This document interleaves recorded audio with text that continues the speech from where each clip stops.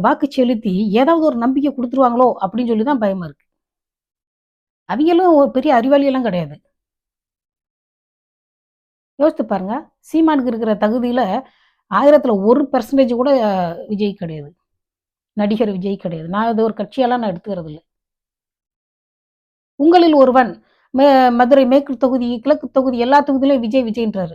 அதாவது அவர் படிக்காதவருங்கிறது நல்லா தெரியுது. இப்ப நான் கூட என்ன பேச சொன்னா, "இது என்னடா டயலாக்? இது என்னடா வசனம்? நான்லாம் பேச மாட்டேன்னு" சொல்லிருவேன்.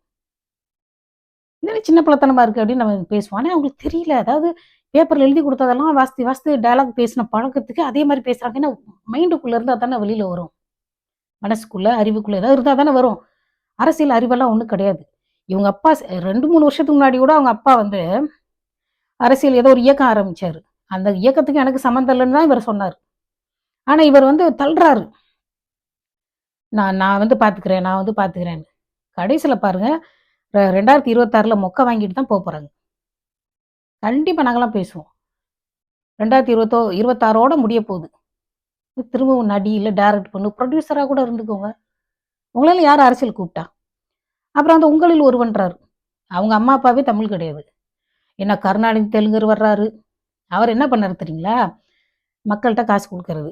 அரசு அ அ அலுவலகங்கள்ல லஞ்சத்த வந்து ஒரு கல்ச்சர் ஆக்குனது அவர்தான். அப்ப எல்லாருமே நீங்க வந்து இப்ப நான் வந்து திருடுறேன்னா, எல்லாத்துக்கும் திருட்டுல பங்கு குடுக்குற மாரி, அல்லது உன்னோட திருட்டு எனக்கு தெரியணும். அப்படி தெரிஞ்சா எப்படி இருக்கும்? நான் வந்து திருடனுக்கு தேள் கொட்டுன மாரி அமைதியா இருக்கணும் இல்லையா? அவர் எல்லாருக்கும் நீ வந்து ஓட்டுக்கு ரூ. 500 குடுக்கறது, அ ஆஃபீஸ்க்குலாம் போனோம்னா லஞ்சம் கேட்பாங்க. அடுத்து இவர் ஊழல் பண்ணிக்கிறது. ஏன் எல்லாரும் ஒண்ணு தானே! ஒரே குட்டையில ஊறுனா மட்டை அப்படின்னு. அ எம்ஜிஆர் என்ன பண்ணாரு? அதாவது தமிழ்நாட்டுல பிறந்து வளர்ற எல்லா பிள்ளைங்களும் தமிழ் படிக்கணும்னு ஒரு சட்டம் இருந்துச்சாமா. அத வந்து நீக்குனது எம்ஜிஆர். ஏன்னா, அவர் வந்து கேரளாவ சேர்ந்தவர். கேரளாக்காரங்களும் தமிழர் தான். ஆனா, அவங்க வந்து புது மொழி உருவாக்குனதுக்கு அப்புறம், அவங்க தன்ன தனின்னு நெனைக்கிறாங்க. சரிங்களா? அவர் என்ன பண்ணாரு, கேரளாலருந்து வர்றவங்க அந்த 247 எழுத்த படிக்கிறது ரொம்ப கஷ்டம் இல்லையா? அவங்களுக்கு கம்மியான எழுத்து இருக்கு. அத திரும்பவும் இந்த பசங்க படிச்சு டைம் வேஸ்ட் பண்ணக்கூடாதுன்னு, அவர் அத மட்டும் நீக்குனாராமா. அப்போ இன்னொரு விஷயம் என்னன்னா, 1985ல பார்த்தீங்கன்னா, இலவச பல்பொடி குடுத்தாரு. அப்பலாம் கோபால் புல்பொடி தான் ஃபேமஸ். அது கொஞ்சம் இனிக்கும். 85 84லயோ அவர் வந்து இலவச பல்பொடிகள் குடுத்தாரு. அப்புறம் வந்து இந்த ரிக்ஷா ஓட்டுறவங்க கை ரிக்ஷா பழைய சினிமாலலாம் அவர் கூட இந்த மாரி நடிச்சிருக்கிறாரு. கை ரிக்ஷான்னா மாடு இருக்கிறதுக்கு பதிலா கையால இழுத்துட்டு போறது. அவங்களுக்கு வந்து ரெயின் கோட் குடுத்தாராம்.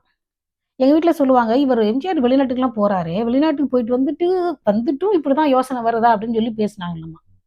அதாவது எல்லா மக்களும் வந்து அந்த காலத்துல கேணத்தனமா இல்ல. அவர் அப்படி பண்ணாரு. கடைசில என்னாச்சு தெரியுமா? இவர் என்னென்ன கோல்மால் பண்ணாரோ